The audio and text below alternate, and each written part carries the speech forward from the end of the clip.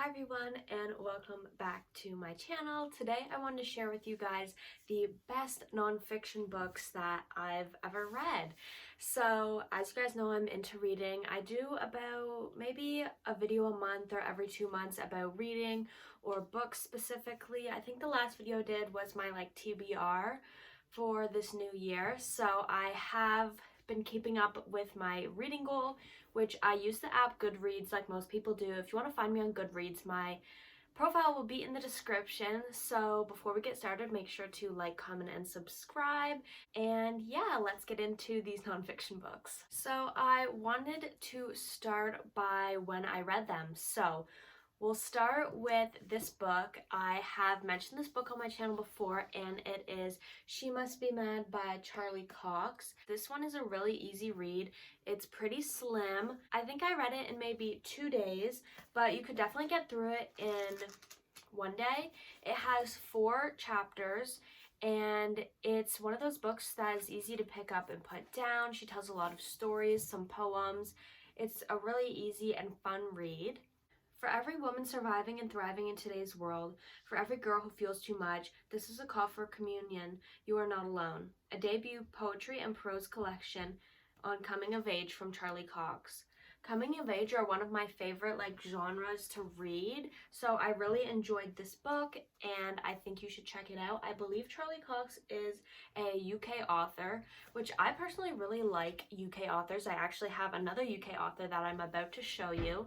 And I've actually decided that sometime this spring I'm going to go back and reread this book, because when I originally read it, I didn't annotate or highlight really. I was still sort of afraid to write in my books.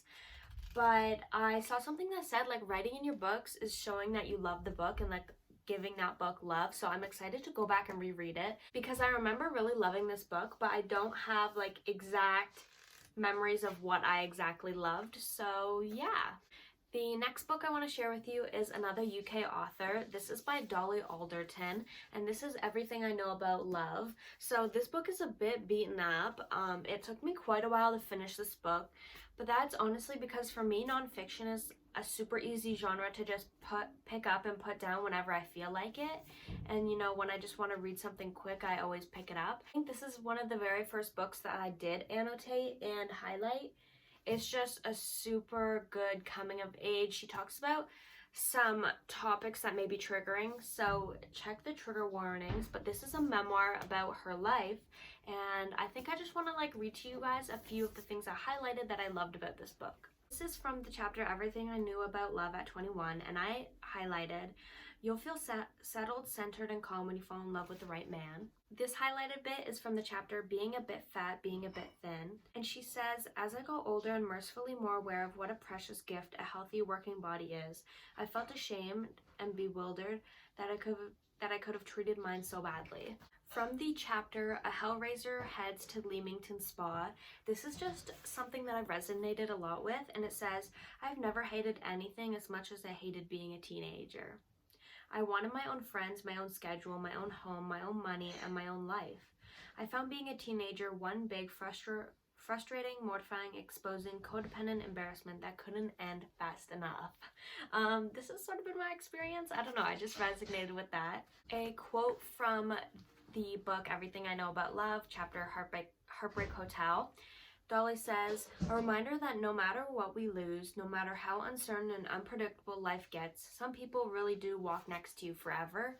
This is just so beautiful, I think. So for the last thing I want to share with you that I highlighted, Dolly says, "Life is a difficult, hard, sad, unreasonable, irrational thing.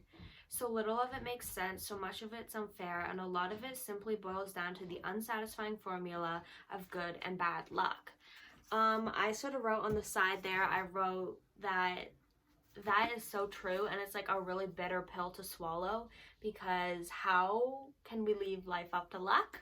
But so if you're looking for a funny and honest memoir to read, I suggest Everything I Know About Love by Dolly Alderton. I loved it. Once I finally got through it, I really, really loved it, and I would recommend this a lot.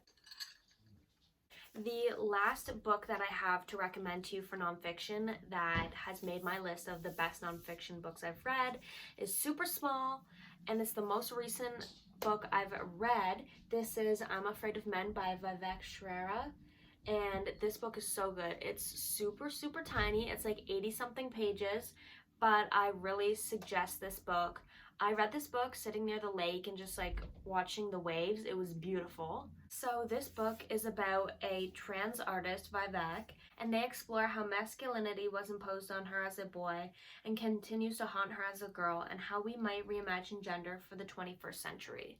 This is from my favorite section in the bookstore. This is from the community and culture section, and it's just like a really good book that I think everyone should give a chance. I personally love reading about gender and sexuality. It's something I'm very interested in, and I really am interested in seeing other people's point of views and their opinions and their stories to share, and this is exactly what that book is for me. I also want to read you some things that I highlighted. So Vivek shares that after I began transitioning, that my lifetime of independence and self-reliance had been largely a result of male privilege. Being a girl has required me to retrain myself to think of depending on others or asking for assistance not as a weakness or even as pathetic, but rather as a necessity. This is just like a huge insight to life as a woman. Obviously, Vivek shares that it's very, very hard to be independent, solely independent as a woman because of different challenges that we face that men just don't face.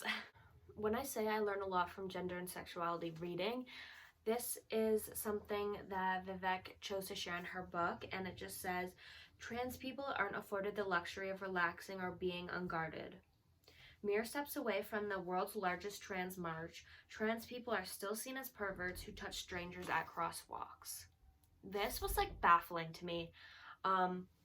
Reading this, I was like really, I don't want to say shocked because I'm not shocked by society now. I think it's very important to see the perspectives of other people on this planet and their experiences that me as a cisgendered woman, like, I won't ever experience that. And I still think it's very important to be informed about those things because I'll never experience that firsthand. So this quote says, "How could you hurt me so sharply at this particular time when you knew I was feeling more repulsive than I had ever felt? You were just like every other man and you made me just another stupid bitch."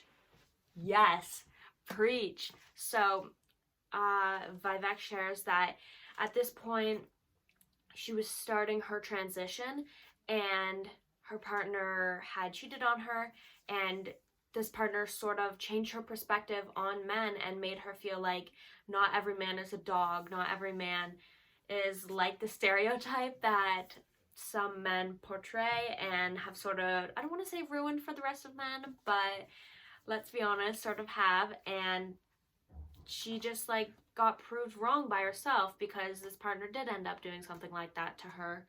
And I just love this quote. I just love women empowerment books, period. So if you're looking to read about gender and sexuality, I highly suggest Vivek Shrera. I'm also starting People Change by Vivek Shrera, and I plan to get on many more books of hers. I adore her writing. And yeah, check it out.